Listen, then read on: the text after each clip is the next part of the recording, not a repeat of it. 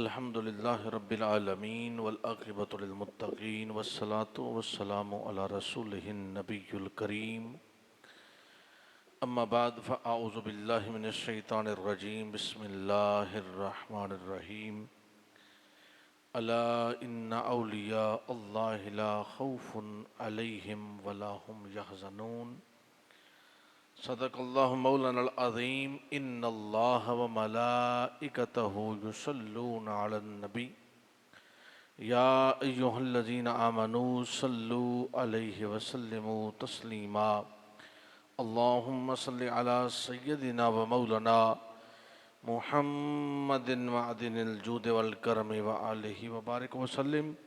एक मरतबा बुलंद आवाज़ से पढ़िए अस्सलातु वस्सलामु अलैका या सय्यदी या रसूल अल्लाह व अला आलिका व अस्हाबिका वसल्लम अलैका या सय्यदी या रहमतल लिल आलमीन। मौला सल्लि वसल्लिम दाइमन अबदा अला हबीबिका खैरिल खल्क़ कुल्लिहिम या अकरमल खल्क़ मालिमन अलूज़ु बिही सेवा का इंदा हुलूलिल हादिसिल अममी या रब्बी बिल मुस्तफ़ा बल्लिग़ मकासिदना वग़फ़िर लना मा मदा या वासिअल करमी। हम्दो सलात के बाद मुअज़्ज़ज़ व मोहतशम हाज़रीन व सामईन गिरामी कदर और इस सोशल लिंक के ज़रिया से पूरी दुनिया से हमें देखने और सुनने वाले अहबाब मोहब्बत अस्सलामु अलैकुम व रहमतुल्लाहि व बरकातुहू। जिस तरह के हर जुम्मा एक नए मौजू एक नई गुफ्तगू के साथ आपकी खिदमत में पेश किया जाता है। आज चूँकि गुज़श्ता दो जुम्मे हमने विलादत व बचपन गौसे आज़म और फिर विलायत कुबरा के मज़हर अतम गौसे आज़म पेश किया है, आज हमने ये देखना है कि गौसे आज़म रज़ी अल्लाह ताला अन्हु को जो अल्लाह रब्बुल इज़्ज़त ने शान अता फ़रमाई है, जो मुकाम विलायत अता फ़रमाया है, जो औलिया अल्लाह की शान मुकाम रिफ़त नूरानियत अल्लाह रब्बुल इज़्ज़त ने जो इनको बुलंद पाएगी बुलंद मरातिब अता फ़रमाए, क्या कुरान मजीद फ़ुरक़ान हमीद के अंदर उसकी हैसियत और उसकी हकीकत को किस तरीके से बयान किया गया है। चूँकि अहले ईमान अपने अकायद को कुरान से लेते हैं और अल्हम्दुलिल्लाह ताला अहले सुन्नत व जमात के यहाँ वही अक़ीदा सच्चा है, वही अकायद बेहतरीन हैं जो कुरान मजीद से लिए जाते हैं। तो नाज़रीन हाज़रीन किराम, कुरान मजीद फ़ुरक़ान हमीद ने औलिया अल्लाह की शान को बड़ी सराहत के साथ और बड़ी वजाहत के साथ बयान फरमाया है।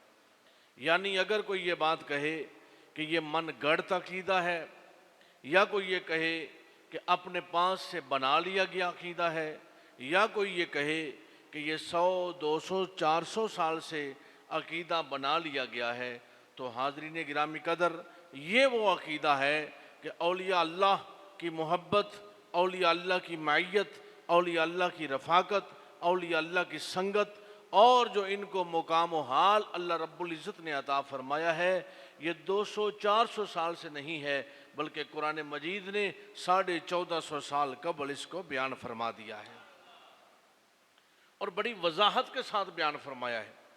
और अल्लाह रब्बुल इज़्ज़त ने इसकी तरतीब को भी सूरह निसा के अंदर आयत नंबर 69 में बड़ी वजाहत के साथ 5वें पारे में बयान फरमाया और ये उसमें क्राइटेरिया भी दे दिया गया कि विलायत किसे कहा जाता है, विलायत का मफ़हूम क्या है, क्या हर कसो नाकस इसका दावा कर सकता है। तो दो लफ्ज़ मैं पेश किया करता हूँ कि नबुव्वत और विलायत कभी झूठी नहीं हो सकती, नबुव्वत और विलायत कभी झूठी नहीं हो सकती, चूँकि विलायत नबुव्वत का मज़हर है। हाँ, ये तो कहा जा सकता है कि जिसने दावा कर लिया है वो अपने दावे में झूठ बोल रहा है, वो कज़्ज़ाब है, किज़्ब कर रहा है, वो अपने दावे पर लगवियात और गलत बयानी का इस्तेमाल कर रहा है, ये तो कहा जा सकता है। लेकिन अगर नबी है तो झूठा नहीं हो सकता और अगर झूठा है तो नबी नहीं हो सकता। इसी तरह अगर वली है तो झूठा नहीं है और अगर झूठा है तो वली नहीं हो सकता। हाँ, अगर कोई पीरी मुरीदी का ढोंग रचा ले और वो तो झूठा हो सकता है, उसे हम कह सकते हैं, लेकिन अगर विलायत का मफहूम हम देखें और विलायत की जो दुनिया है ये एक ऐसी कायनात है, ये ऐसा बहरे बेकनार है कि जिसका समंदर नहीं है, जिस समुंदर का किनारा नहीं है।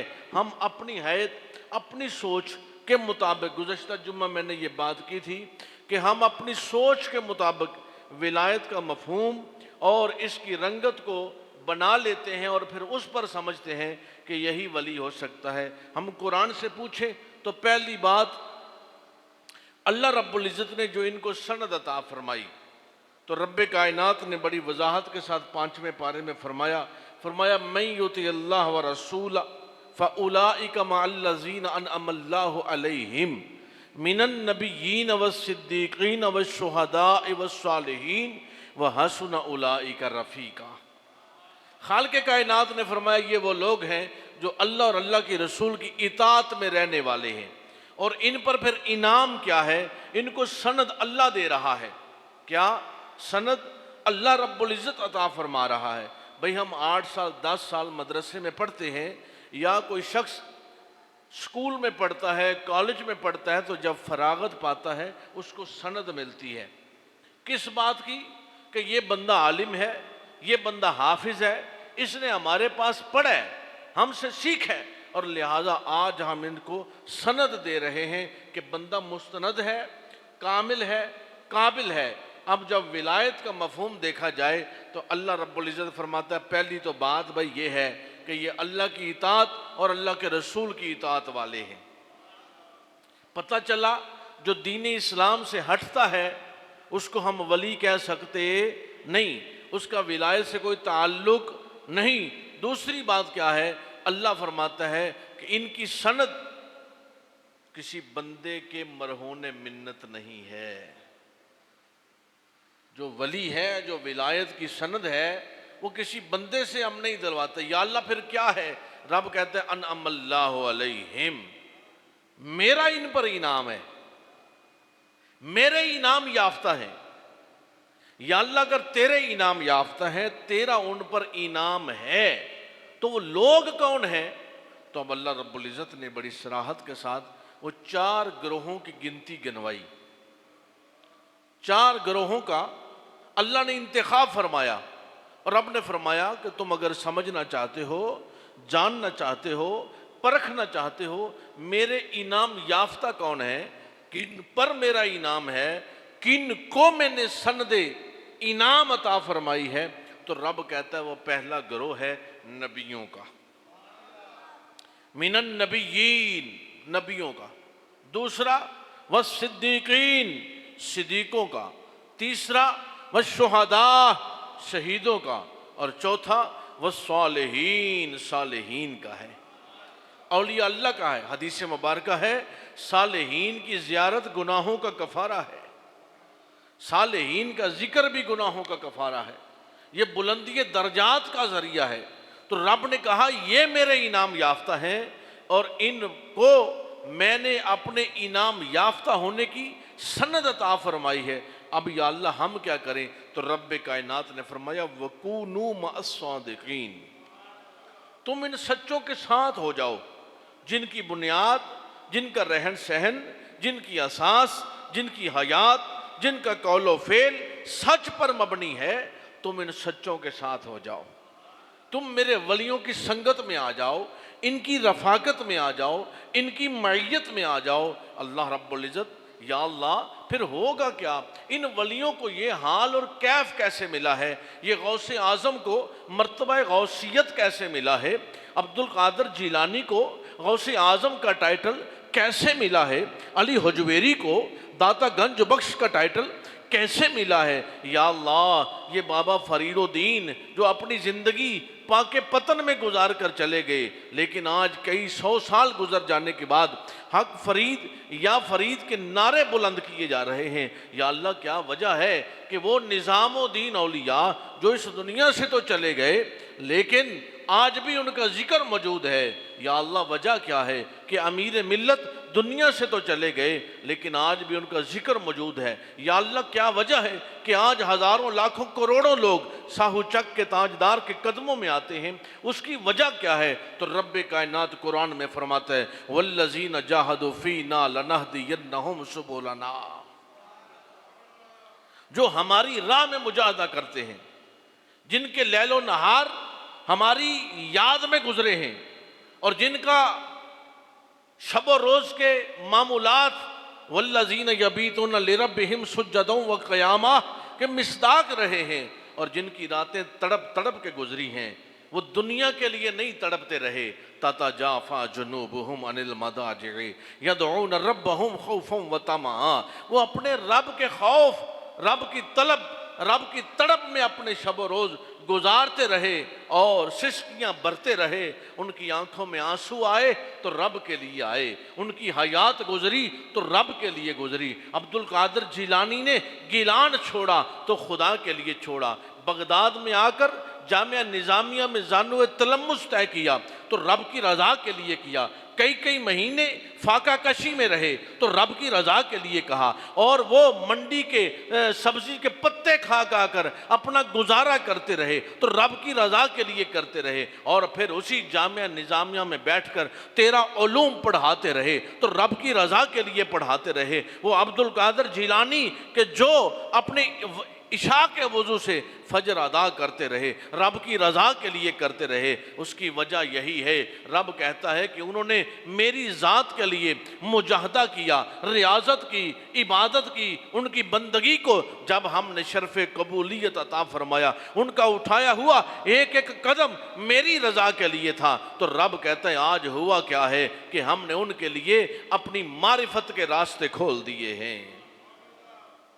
अफमन शरहल्लाहु सदरहु लिल इस्लाम, हमने उनके सीनों को खोल दिया इस्लाम के लिए, अपनी मारिफत के लिए। हमने उनके सीनों को खोल दिया अपनी मोहब्बत के लिए। और हाँ हाँ, हाल और कैफियत ये बन गया, मेरा और मेरे बंदे का राबता ऐसा हो गया।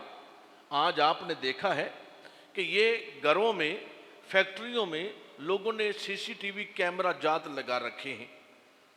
कभी हमने विलायत को आज की अगर साइंस की रूह से भी हम देखें तो बड़ी बात और जो तलब है। लोग कहते हैं ये डगोसले हैं, और ये 1400 साल से यही तकरीरें चलती आ रही हैं। विलायत और नबुवत क़यामत तक के लिए, हर दौर के लिए है और हर दौर के साथ जुड़ी हुई है। भाई अगर बात वक़्त की गुजर जाए तो उस दौर में ख़त्म हो जाती है, फिर उसका तज़किरा नहीं रहता।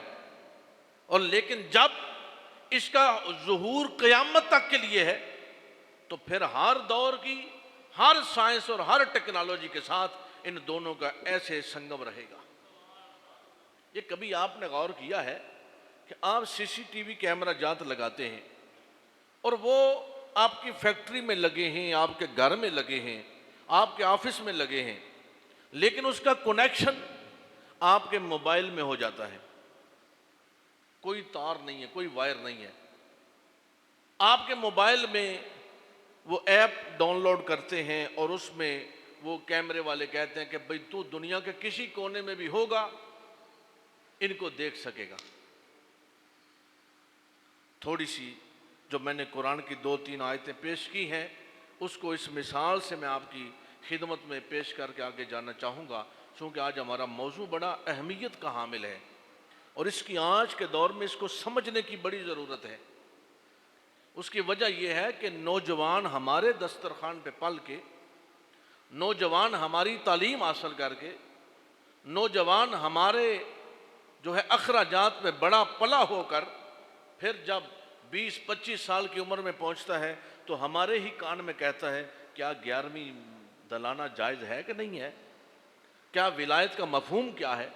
भाई जिसने सारी ज़िंदगी गौसे आज़म के दस्तरखान से लंगर खा के परवरिश पाई है, उसे अभी विलायत के मफहूम की समझ नहीं आई कि मेरा वजूद ही विलायत के लंगर से पला है।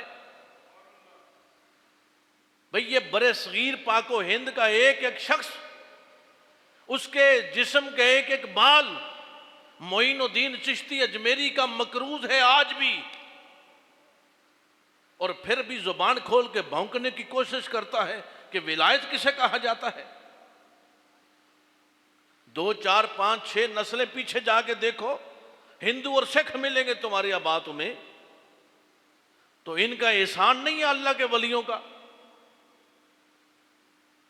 एहसान है। इस बात को हम बोल चुके हैं। और रोमिए कश्मीर ने क्या कहा कि असला नाल जे नेकी करिए तो नस्ला तीक ना भूल दे।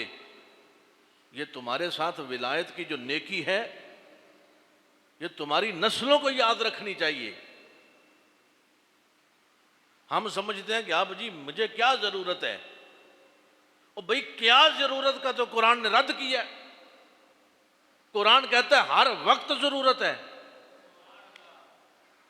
कुरान क्या कहता है? हर वक्त जरूरत है। तो क्या जरूरत का तो रद्द किया गया है। तो जब रद्द है तो फिर उसका सवाल ही नहीं बनता। सवाल उस बात पर होता है जिसकी गुंजाइश बाकी हो, और जहां गुंजाइश ही बाकी ना हो तो सवाल बनता नहीं। तो मैं अर्ज ये कर रहा था कि ये सीसीटीवी कैमरा जात तुम्हारे मोबाइलों में है, कैमरा साहूचक में लगा है, बंदा बर्तानिया में जाकर बैठा है और वहां अपने मोबाइल में देख रहा है। फैक्ट्री सियालकोट में या मालिक अमेरिका में बैठा है, वहां जाके देख रहा है। अजीब बात है, एक काले मुंह वाला कैमरा लगाया है और उसको अपने मोबाइल में जाकर हजारों लाखों किलोमीटर दूर बंदा देख रहा है कि मेरे घर में क्या हो रहा है। अच्छा, बड़ी मजेदारी की बात यह है, कोई बंदा इसका इनकार भी नहीं कर रहा। नहीं समझे सुबह यूनुस साहब? कोई बंदा इसका इनकार भी नहीं करता, इस बात को रद्द भी नहीं करता, भाई सामने मौजूद है। और अभी अगर अला इन्ना औलिया अल्लाह ला खौफुन अलैहिम वला हुम यहज़नून पढ़े तो 70 मुफ्ती निकल आते हैं जो इसका तर्जुमा ही बदल देते हैं। वजह उन्होंने कहा दुश्मनी मोहम्मद बिन अब्दुल्ला से नहीं थी, दुश्मनी तो मोहम्मद और रसूलुल्लाह से थी। दुश्मनी बंदे से नहीं, दुश्मनी विलायत के मफहूम से है। तो अब ये जो कैमरा आपके घर में लगा था और आपने हजारों किलोमीटर इसको जाकर देखा, कोई बंदा उसका रद्द नहीं करता, इनकार नहीं करता। अब सुनो, बुखारी की हदीस है, मुस्लिम ने इसको रिवायत की है। जो कुरान की मैंने 3 आयतें पढ़ी हैं उनको इस हदीस के साथ मैं मिलाकर इस बात को सम अप करूंगा और इस सारी बात को जमा करके आपकी खिदमत में पेश करना चाहूंगा कि वो जो नबुव्वत का फैज़ था और वो सिद्दीकों से होता हुआ सालेहीन तक पहुंचा, और अब कैफियत और हाल ये हुआ कि इन लोगों ने रब की रजा के लिए जिंदगी गुजारी तो रब ने अपनी मारिफत के रास्ते इन पर खोल दिए। या अल्लाह कैसे खोले? तो बुखारी है, मुस्लिम ने इसको रिवायत की है, फरमाने मुस्तफ़ा है, नबी करीम अलैहिस्सलातु वस्सलाम फरमाते हैं अल्लाह रब्बुल इज्जत ने फरमाया है। हदीस कुदसी है। क्या है? हदीस कुदसी है, दोहरा हुक्म है, सिंगल नहीं रखा। भाई विलायत की बात जहां जहां रब ने की है ना, इसको सिंगल नहीं रखा, जुबान ने नबुव्वत को शामिल रखा है। और कुरान वैसे भी सारा सिंगल तो है ही नहीं। अब रब ने कहा, नबी पाक अलैहिस्सलातु वस्सलाम फरमाते हैं कि अल्लाह रब्बुल इज्जत फरमाता है, अल्लाह रब्बुल इज्जत फरमाता है जब मेरा बंदा, पहली बात रब ने क्या कहा? मेरा बंदा। भाई इनाम याफ्ता तो रब ने कह दिया ना पहले ही, जो 5वें पारे की मैंने कुरान की आयत पढ़ी, इनाम याफ्ता तो पहले कह दिया। अब जब इनाम याफ्ता कह दिया तो फिर मेरा बंदा कहना कोई बईद नहीं है। भाई हुकूमत पार्टी हो और अब हुकूमत अपने बंदे को वजारत दे और वजारत देकर ये कहे कि वजीर तो तुम्हें मुंतखब करते हैं लेकिन तुम्हारा इख्तियार कोई नहीं, तुम ना सड़कें बनवा सकते हो, ना बंदे भर्ती करवा सकते हो, ना किसी की सिफारिश कर सकते हो, ना किसी की फाइल पे साइन कर सकते हो। वजीर बना दिया महकमा तालीम का, लेकिन तुम तालीम के निज़ाम को देख नहीं सकते। तो बात समझ में आएगी? बिल्कुल नहीं आएगी। क्यों? क्योंकि भाई हुकूमत ने मुंतखब किया है, वजीर तालीम बनाया है, तो तालीम के सारे मामलात अब वजीर आजम नहीं देखेगा, वो वजीर तालीम देखेगा। वजीर सेहत बना दिया तो सेहत के मामलात अब सदर या वजीर आजम आकर नहीं देखेंगे, वो वजीर तालीम देखेगा।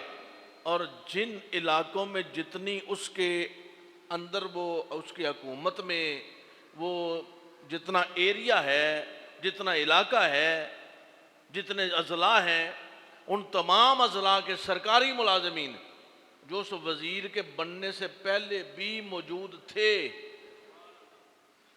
नहीं समझे जनाब। वजीर बना 2025 में, पुलिस का मुलाजम है जो 1999 से, वजीर बना 2026 में बनेगा या 2024 में बने। वहाँ का जो स्कूल मास्टर है, वहाँ का जो डॉक्टर है, वो जनाब 1998 का वहाँ काम कर रहे हैं, लेकिन आज वो उसके मातहत हैं कि नहीं है? हैं कि नहीं है? बोलो ना। और अगर कोई कहे कि मैं जनाब मास्टर हूँ इस इलाके में लेकिन वजीर तालीम का मातहत नहीं हूँ, तो उसे कोई बात मानेगा नहीं। बंदे कहेंगे अजीब आदमी है, तू चंगा पढ़ा लिखा बंदा, भाई तू तो जाहिल मुतलक है। जब मास्टर तू उस इलाके का है तो वजीर तालीम के तू मातहत है। अब अल्लाह रब्बुल इज़्ज़त फरमाता है जब मेरी मार्फत ये हासिल कर लेता है ना, मेरा बंदा मेरा कुर्ब पा लेता है, तो फिर हाल और कैफियत ये होती है कि आंख उसकी होती है, देखने वाला मैं खुदा होता हूं।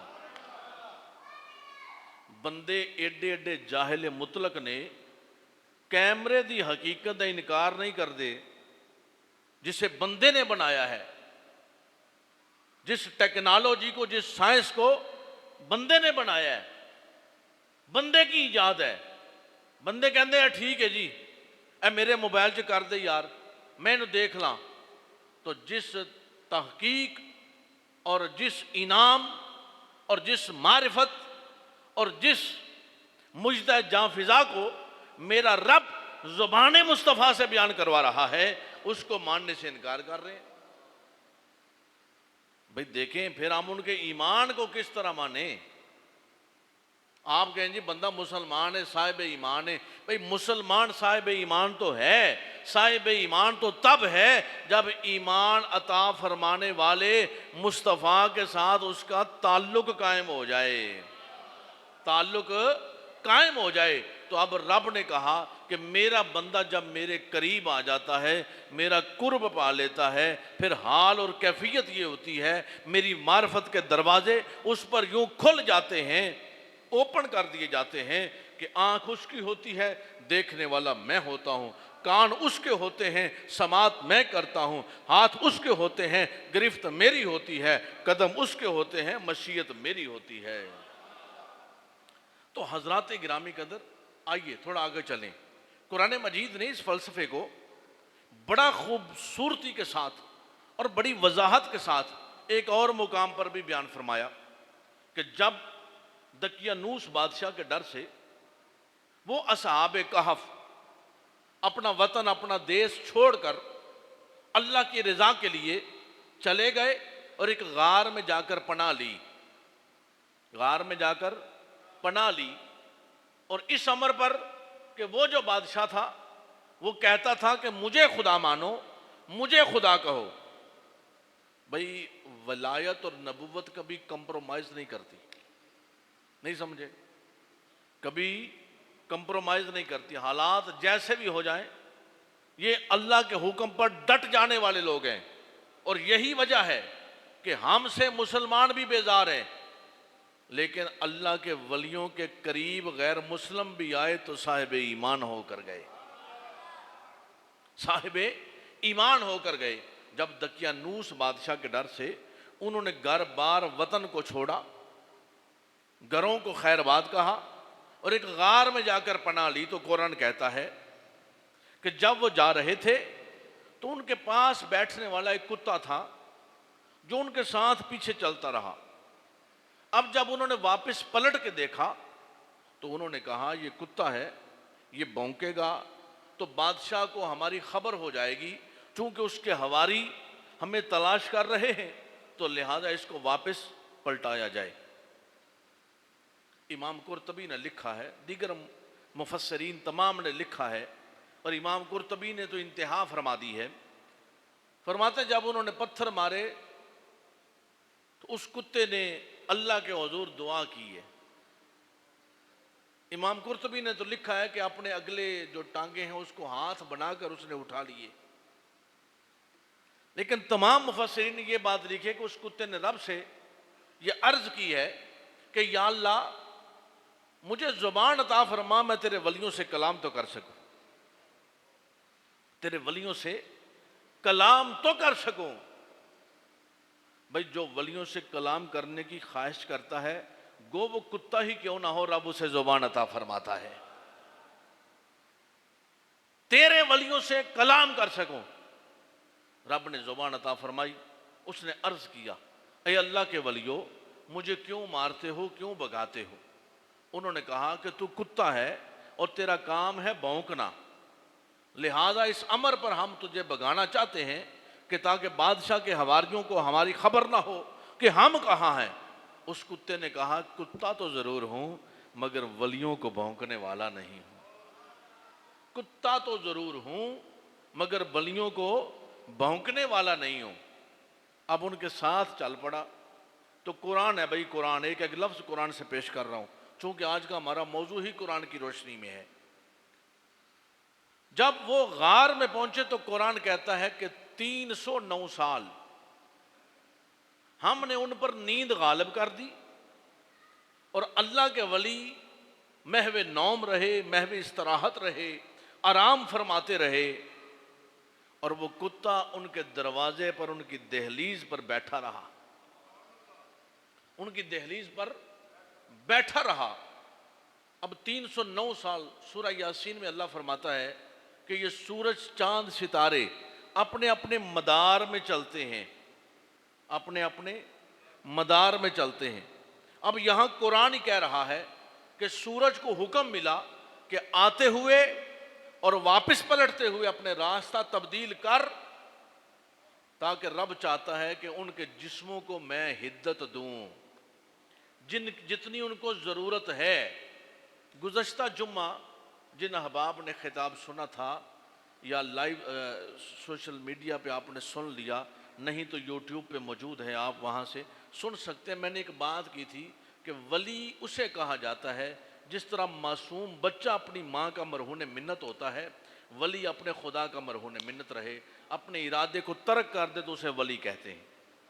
अब इनकी ये कंडीशन नजर आ रही है। रब ने कहा कि इन पर मैंने नींद गालिब कर दी है, अब ये न जा सकते हैं न आ सकते हैं, तो लिहाजा सूरज तू अपना रास्ता बदल। हालांकि रब ये फरमा देता कि मेरे वलियों, मेरी जात और मेरी रिजा के लिए घर बार वतन छोड़ने वालों, तुम इन इन पहलुओं पे लेट जाओ। रब ने ये नहीं कहा। इस बात को समझाने के लिए, इस बात को समझाने के लिए कि क़यामत तक के लिए आने वाले जो भौंकेंगे उनको समझ आ जाए कि वली को कभी भौंकना नहीं है, बल्कि उसके सामने आकर हमेशा सरेंडर कर देना है। सूरज रास्ता बदला।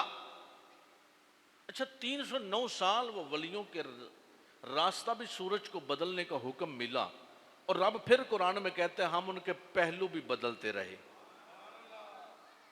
एक पासे बंदा लेटा होवे, पखा चलता होवे, बांह सौ ही जाती, या वैसे ही हजरत उज़ैर अलैहिस्सलाम, आपको पता है 100 साल अल्लाह के नबी हैं, 100 साल उन पर नींद गालिब रही है, और जो उनकी सवारी थी, उनका गधा था, उस पर भी। अब यहां नबी नहीं है, ये वली हैं।